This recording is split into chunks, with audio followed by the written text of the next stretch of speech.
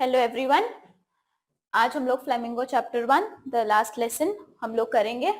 ठीक है, ये वाला समरी है। पहले सबसे ज्यादा इंपॉर्टेंट है समरी, क्या इंपॉर्टेंट चीज है, ओवरव्यू है, क्या इंपॉर्टेंट पॉइंट आप लोग को लिखना है, क्या कैरेक्टर्स है, क्या आपको ये चैप्टर्स में से इंपॉर्टेंट एस्पेक्ट्स देखना है। तो इसीलिए हम लोग समरी ये करवाएंगे पहले। उसके बाद जब आपका मैराथन चलेगा तो आप लोग को 10-15 दिन पहले दिया जाएगा, तो आपको माइंड मैप्स दिया जाएगा, जिसके वजह से आप लोग तुरंत देखिएगा, तुरंत आंसर लिखने में आपको वो हेल्प करेगा। तो हम लोग इसलिए अभी तो बहुत टाइम है, इसलिए पहले समरी करते हैं, क्योंकि थोड़ा थोड़ा सा डिटेल्स में जाना अभी जरूरी है। अभी पहले माइंड मैप करते हैं तो वो थोड़ा सा हेल्पफुल नहीं होता, लेकिन फॉर श्योर आप लोग को माइंड मैप्स भी मिलेंगे। तो अभी हम लोग लास्ट लेसन हम लोग शुरू करते हैं। ठीक है, तो हम लोग यहाँ शुरू करते हैं। The last lesson beautifully brings out the human tendency to postpone the learning of the things, feeling there is a plenty of time to do so, but they do not realise when the doomsday will dawn and bring an end to our hopes and aspiration। हम लोग को लगता है कि बहुत दिन बाकी है। हम लोग ऐसे सोचते हैं ना, आज का काम अच्छा आज नहीं करेंगे, कल तो है ही, कल नहीं परसों तो है ही। ऐसा नहीं सोचना चाहिए, क्योंकि कल के बाद परसों क्या होने वाला है या आज के बाद कल क्या होने वाला है, ये हम लोग कोई भी नहीं जानते। क्योंकि हम लोग का होप्स एंड एस्पिरेशन आज अच्छा चल रहा है, किसी दिन कुछ इंसिडेंट ही हो जाए, कोई हम लोग के साथ दुर्घटना ही हो जाए, तो क्या हम लोग को कुछ पता चल सकता है? नहीं। तो इसीलिए इंसान बोलता है ना, आज करना है तो अब कर, अब करना है तो अभी। सो ये वाला चीज हम लोग को बताया गया है कि द लास्ट लेसन में कैसे हम लोग को, जो हम लोग सीखते हैं बहुत अच्छे से सीखना चाहिए, जो हम लोग करते हैं पूरे अपने शिद्दत से करना चाहिए।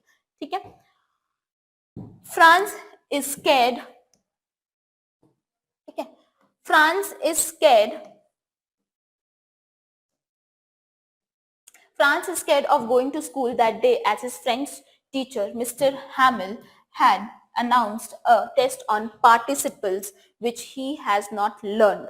Although Franz wants day out of the school and enjoys beauty of nature, the bright sunshine, the birds chirping in the woods, but eventually plans to go to school.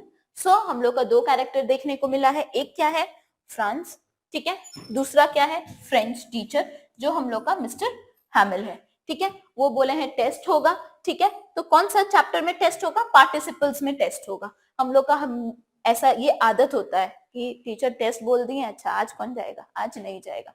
तो यही फ्रांस ने भी किया, लेकिन उसको पता नहीं, ऐसा होता है ना, गट फीलिंग होने लगता है, अच्छा आज चलते हैं। तो उसको लगा कि चलो ठीक है, उसका मन था कि नेचर के साथ टाइम स्पेंड करे, लेकिन आज उसका वो अपना माइंड चेंज कर लिया और बोला चलो स्कूल ही चलते हैं।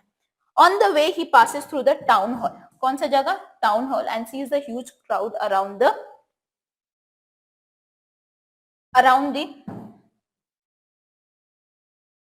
notice board।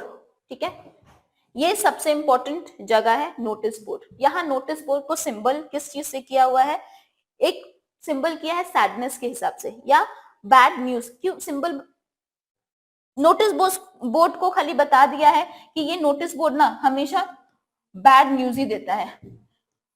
कुछ भी उसमें नोटिस बोर्ड में चिपका रहेगा या कुछ भी पुट किया गया रहेगा तो कोई खुशखबरी नहीं होता है, खाली बैड न्यूज होता है। लॉस्ट बैटल के बारे में रहता है या कमांडिंग ऑफिसर्स क्या रूल्स एंड रेगुलेशन दिए हैं, तो इसको इसीलिए बता दिया है कि नोटिस बोर्ड अपशगुन के नाम से ही लोग समझ गया है कि ये फ्रांस समझता है कि ये नोटिस बोर्ड अपशगुन ही है। सो इसलिए वो पर्शियन सोल्जर्स को ड्रिल करते हुए देखा, लेकिन वो रेजिस्ट कर लिया कि अच्छा जाके देखना नहीं, क्योंकि उसको स्कूल जाना था। ठीक है, on reaching the school the changes he notice, ये हम लोग का इंपॉर्टेंट यहाँ से आ जाता है। ठीक है, कि क्या क्या चेंजेस हम लोग को देखने को मिले। ठीक है, कैसा होता है कि हम लोग स्कूल में जाते हैं तो हम लोग क्लासरूम में आराम से थोड़ी बैठते हैं, चिट चैट करने लगते हैं, तो हमेशा ये चिट चैट का माहौल रहता था। लेकिन उस दिन क्या था? Noisy classroom, everything instead of noisy classroom everything was as quiet as Sunday morning. ठीक है, all student were already in the classroom. कोई कोई रहता था बाहर रहता है, टीचर आता तो भाग के आता है, तो वही सिनेरियो था। लेकिन उस दिन क्या था कि सब स्टूडेंट क्या थे? ऑलरेडी इन द क्लासरूम थे। Mister Hamel the French teacher did not scold him and told him very kindly to take his seat. Mister Hamel अगर कभी भी वो लेट आता था तो हमेशा डांट खाता था, लेकिन उस दिन क्या था?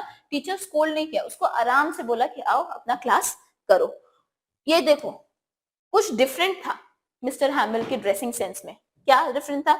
वो आज Sunday's best beautiful green coat, frilled shirt and black embroidered cap which he wore on functions and prize ceremonies only। इससे देखने को मिलता है कि आज कुछ स्पेशल है, तो इसलिए वो अपने आप को इतने बन ठन के आए हैं, जो वो फंक्शंस एंड सेरेमनीज में पहनते हैं वो आज वो पहन के आए हैं। Villagers occupies the last benches, old Hauser, former mayor and postman were also there। जो नहीं भी रहते हैं वो सब भी प्रेजेंट हैं क्लास में, मतलब कुछ तो आज स्पेशल है, ये उसको लग गया। अब वो नोटिस बोर्ड में क्या था? ये नोटिस बोर्ड में था कि Mister Hamel announce the notice which was served from Berlin as for tomorrow. ठीक है, बर्लिन से नोटिस आया हुआ था कि कल से क्या होगा, क्या होगा कल से? From tomorrow onwards Germany would be taught in the school of एलेंस and Lawrence. ठीक है, जर्मनी सिखाया जाएगा, फ्रेंच नहीं। और मिस्टर हैमिल कौन से टीचर थे? फ्रेंच के। तो एलेंस एंड लॉरेंस में क्या सिखाया जाएगा? फ्रेंच नहीं, जर्मन। ठीक है, तो ये नोटिस बोर्ड में चिपकाया गया है। He realizes that this is what was put on the bulletin board. Franz could not believe that it would be the last lesson of French. He repented that he does not know his own mother tongue and for not taking his lesson seriously। अब उसको पछतावा हो रहा है कि वो अब अपना मदर टंग को नहीं जान सकता, नहीं वो इतना अपने आप को टाइम दे सकता, ना उसका लेसन उतना सीरियसली वो पहले अगर उतना अच्छे से अपने दिमाग लगाता तो वो और अच्छे से सीख सकता था, लेकिन अब वो चीज नहीं है, अब वो टाइम निकल चुका है और अब जर्मन सिखाया जाएगा फ्रेंच को हटा के। तो ये हम लोग को देखने को अभी तक मिला है कि बुलेटिन बोर्ड में दिखा दिया गया है कि ये एक कॉलोनाइज्ड स्टेट हो चुका है एलेंस एंड लॉरेंस, जहां जर्मन सिखाया जाएगा, फ्रेंच नहीं सिखाया जाएगा, और फ्रेंच लोग का मदर टंग है। लेकिन ऐसा होता है ना, हम लोग हिंदी को इतना ध्यान नहीं देते हैं क्योंकि हम लोग इंग्लिश इतना देख के सुन के ऑफिशियली इतना एसोसिएटेड लैंग्वेज है ही, तो वो इतना सुनते हैं कि हम लोग अब इंग्लिश में ज्यादा ध्यान देते हैं। तो कभी ऐसा भी होना चाहिए कि हम लोग का मदर टंग भी बहुत ज्यादा इंपॉर्टेंट होता है। कभी आज हम लोग आ जाएं और उसके बाद बोला जाए कि नहीं कोई भी अपना मातृभाषा नहीं बोलेगा, तो कैसा लगेगा? वही चीज है कि बोलना या नहीं बोलना वो अलग चीज है, लेकिन अगर कोई बोल दे कि नहीं तुम यूज ही नहीं कर सकती वो चीज को, तो वो आपको शॉक जैसा लगेगा। तो वही इन लोग के साथ भी हुआ कि अरे मतलब उन लोग का फ्रेंच उन लोग का मदर टंग है, तो कैसे वो जर्मन को एक्सेप्ट करे? बिकॉज लैंग्वेज एक ऐसा चीज है जिसमें आप कंफर्टेबली हो, उसी में ही आप एक्सप्रेस अपना इमोशंस या थॉट्स को कर सकते हैं। ठीक है, now he realise the reason why teacher is dressed in his Sunday best and villagers sitting at the back to pay tribute.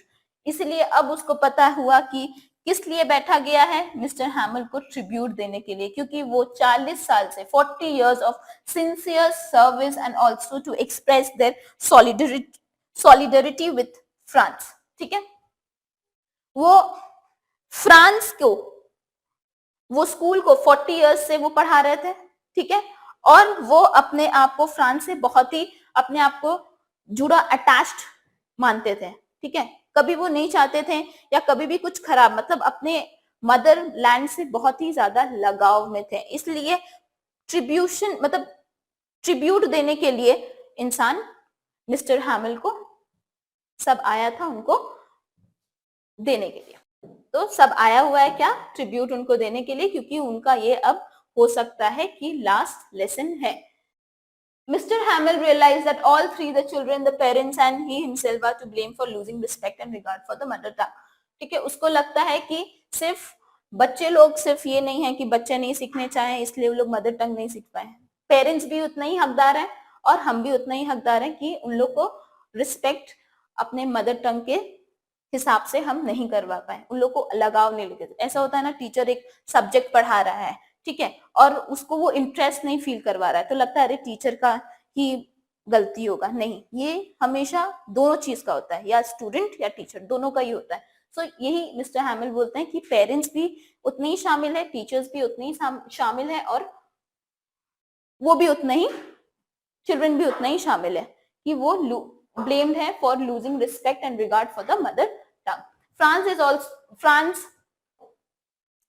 Franz is called to recite the lesson and he makes mistakes, but opposite to his thinking, teacher does not scold him, rather preaches that one should not waste time and postpone the things, thinking that there is a plenty of time.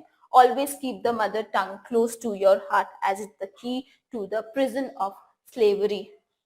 ठीक है, इसका मतलब क्या है? France उससे गलती करवा, उसके टीचर बोले कि आइए पढ़िए थोड़ा सा लेसन, उससे गलती होने लगा। पहले उसको डांट मिलता था, लेकिन इस बार क्या हुआ, उसको समझाया गया कि अपने आप को इस तरीके से पढ़ाइए, इस तरीके से अपने आप को मदर टंग के साथ अटैच करिए कि आपको वो स्लेवरी पे ना जाने का मौका मिले। ठीक है, हम लोग स्लेव कब बनते हैं? जब हम लोग किसी और का चीज को अपने आप से लेके जाने लगते हैं। जैसे वेस्टर्नाइजेशन, हम लोग क्या करते हैं? वेस्टर्नाइजेशन, हम लोग जितना इंडियन कल्चर को अपने आप को अटैच नहीं है, उतना वेस्टर्नाइजेशन आजकल हम लोग पे हावी हो चुका है। तो this is a prison of slavery. तो ये तो एक सिंपल एग्जाम्पल है, लेकिन ये प्रिजन ऑफ स्लेवरी मतलब अगर मदर टंग भी अगर हम लोग अपना यूज ना करें, किसी और को इम्पोज कर रहा है, तो ये तो पहला स्टेप हो गया स्लेवरी का। इसलिए वो मिस्टर हैमिल बोल रहे हैं कि स्लेव नहीं बनना है। क्या करना है? हम लोग को अपने आप को इस तरीके से मदर टंग के साथ अटैच करना है और अपने आप को वेस्ट टाइम नहीं करना है कि हम लोग जो सीख रहे हैं वो अच्छे तरीके से सीखें। ऐसे नहीं कि आज अभी ये सीख रहे हैं कल कुछ और सीखें, नहीं, पूरी शिद्दत से सीखें और जो टाइम अभी लगा रहे हैं वही टाइम हम लोग हमेशा वो प्रोडक्टिव चीज में लगाएं। Atmosphere in the class, teacher teaching sincerely and patiently, student and other studying with utmost sincerity. ऐसा कभी क्लास में नहीं होता था कि चिल्ड्रन लोग अच्छे से सुनते थे, ऐसा कभी नहीं होता था। लेकिन आज जब लास्ट लेसन है, सब क्या है?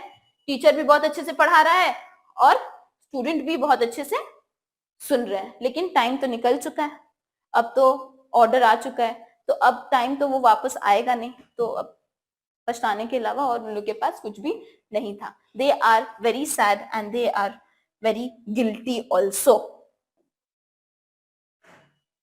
Franz wondered sarcastically if Persian could force Pigeon to coo in German. Mr. Hamill, overcome with emotion, could not speak and wrote on the blackboard, "Long live France," and dismisses the class. France अब ये सोच रहा है कि हम इंसान को तो लागू करवा देंगे, जो एनिमल हमारे फ्रांस में रहते हैं उन लोग को भी जर्मन बनाएंगे। इसीलिए ये एक sarcastic नोट में पिजन्स का सिंबलाइजेशन दिया गया है। इसको पिजन्स को सिंबल दिया गया है और sarcastic टोन यहाँ यूज किया गया है। France is afraid of going to school as he has not learn participles.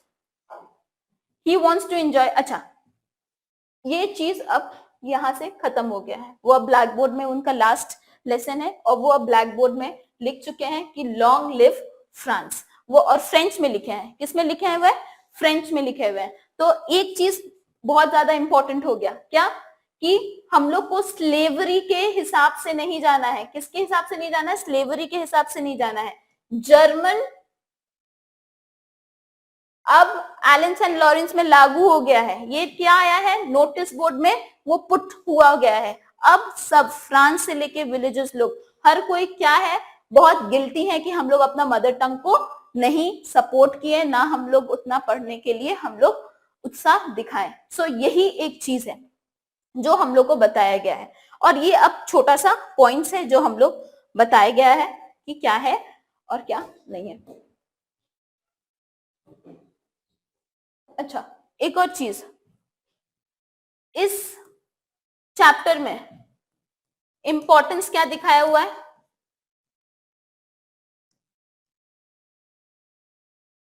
Importance of mother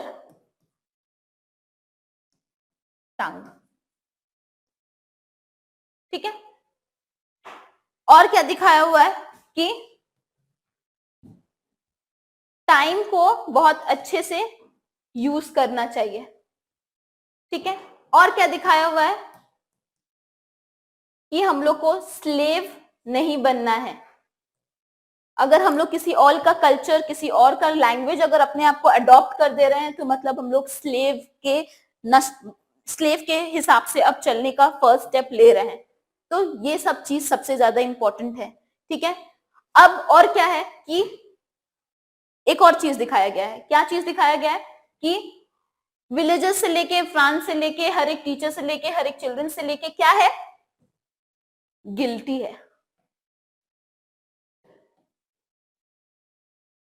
और उन लोग सब क्यों स्कूल में आया है, अपने मास्टर को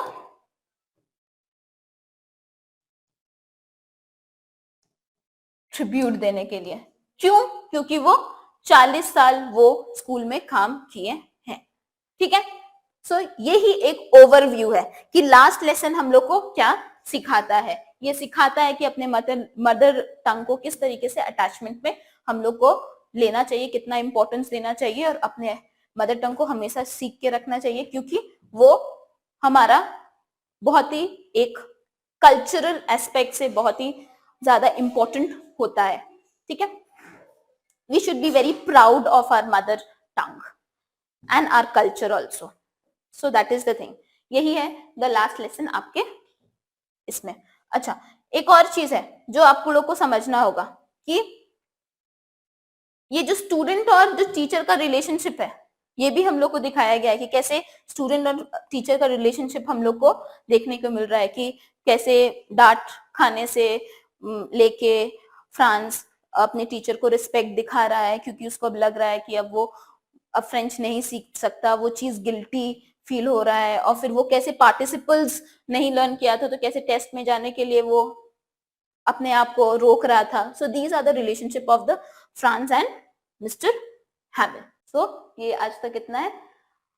आई विश कि आप लोग को बहुत अच्छे से समझ में आया होगा। Thank you.